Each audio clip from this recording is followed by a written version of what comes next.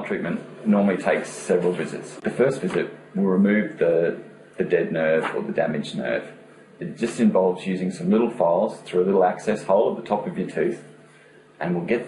the dead and damaged nerve out, and then we'll replace it with a dressing of antibiotics, anti-inflammatory paste, which will then settle the tooth down, take away your pain,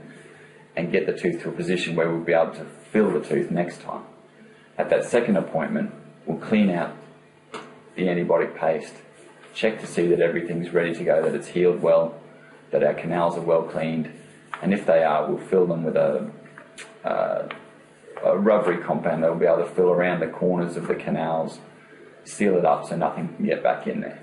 Often then we'll have another appointment to fill the top of the tooth, and this is just as important, and this will keep bacteria from getting in and trying to get around where we've done the root canal treatment. This may involve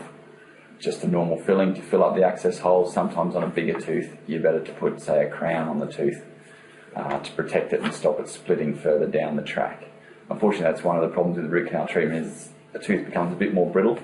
because the part of the tooth you've removed, the nerve, is not just a nerve but a blood supply, and when the tooth no longer has its blood supply, it loses a little bit of flexibility and becomes a bit brittle. So often your dentist will say you should probably put a crown on that tooth to protect it.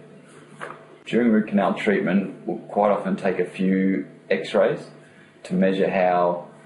the treatment's going, to check that our lengths are correct, that we're removing all of the nerve, not too long beyond the end of the tooth and not too short, leaving some nerve in there. We have other equipment now, apex locators and electronic equipment, that helps us with this greatly, and that's one of the big improvements in root canal treatment over the previous few years.